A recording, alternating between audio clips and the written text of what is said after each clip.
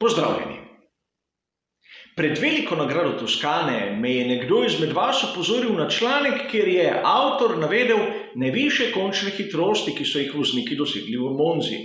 Videl je, da so Ferrari pri dnu te lestvice in na to je sledilo namigovanje, da njihov pogonski sklop ni med najmočnejšimi. Seveda, skupaj si bomo ogledali tudi na primeru velike nagrade Toskane, kako se lahko interpretira take in seveda tudi drugačne podatke.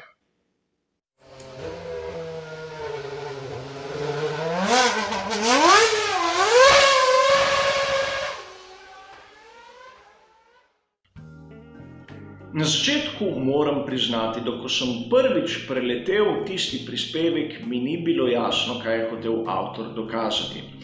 Namreč po mojem je namigoval na to, da pogonski sklop Ferrari nima tiste moči, ki jo ima pogonski sklop Mercedes. A to skozi lestvico najvišjih doseženih končnih hitrosti, verjemite, ne moremo določiti. Namreč da nam lepo na razpolago tabelo, kjer je navedeno, da oba voznika tovarniške ekipe Mercedes sta dosegla najvišjo končno hitrost, vsi tisti, ki so imeli pogonski sklop Ferrari, so bili pa na dnu lestvice. A problem je že na tej lestvici, kajti v tisti skupini, kjer so vsi s pogonskim sklopom Ferrari, je vsiljivec, kar ni nič kaj takega. Problem je v tem, da ta vsiljivec je Pierre Gasly.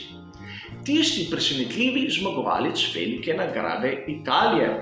In sedaj se poraja vprašanje, koliko verodostojnosti ima ta podatek, če je zmagovalec dirke, kateri je res zmagal dirke po spletu okoliščin, je bil v tej zadnji skupini. Torej, najvišja dosežena hitrost na tistem merilnem mestu mu ni preprečila tega, da bi bil med najhitrejšimi na progi oziroma najhitrejši na koncu in posledično zmagovalec. Treba je poudariti tudi nekaj drugega, da FIA meri najvišje dosežene končne hitrosti na 4 točkah in ne samo na eni. Na tisti točki, kjer naj bi bolidi dosegli najvišje vrednosti, speed trap, na štartno-ciljni črti, na koncu prvega sektorja in na koncu drugega sektorja.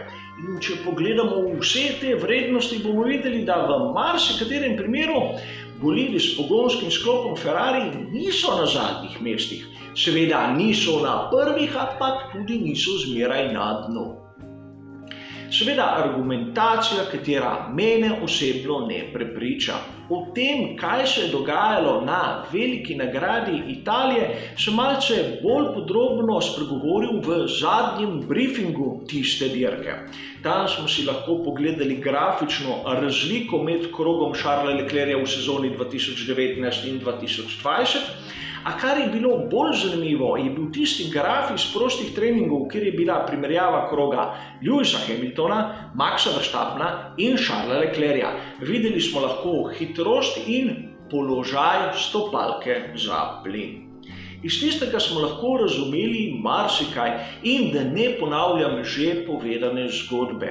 Razumeti moramo nekaj, da pogonski sklop je samo en izmed tistih elementov, kateri nam pomaga doseči končno hitrost. A seveda, velika razlika je tudi tista hitrost, katero nesemo skozi ovinek. Naprimer, predstavljamo si, da nek bolid ne nese dovolj hitrosti skozi ovinek in začne pospeševati na ravnini pri 120 km/h. Logično je sklepati, da bo dosegel lahko z večjo težavo isto končno hitrost kot drugi bolid, kateri bo zadnji ovinek prevozil z 150 km/h in začel pospeševati od tam naprej gor. In nekaj takega se je lahko dogajalo tudi na paraboliki, a o tem elementu avtor seveda ni spregovoril. In seveda sedaj se sprašujete, zakaj se lotevamo velike nagrade Italije, če je stvar že zaključena. Videli smo naslednjo dirko, veliko nagrado Toskane.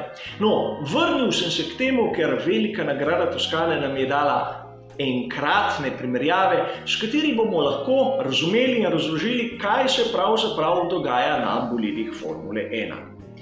Najprej moramo razumeti, da posamezni vozniki, posamezni bolidi in posamezni pogonski sklopi lahko sestavijo podoben primerljiv krog, a na čisto drugačne načine. Če pogledamo naslednjo tabelo, bomo videli, da so vzeli zaostanek, ki ga je pridelal Verstappen, Stroll, Leclerc in Ricciardo glede na pole position. Treba je razložiti, da je zaostanek tu izražen v odstotkih. In Maxa Verstappena bomo izločili, kajti on je bil prehiter. Stroll, Leclerc in Ricciardo so pa dosegli primerljiv čas.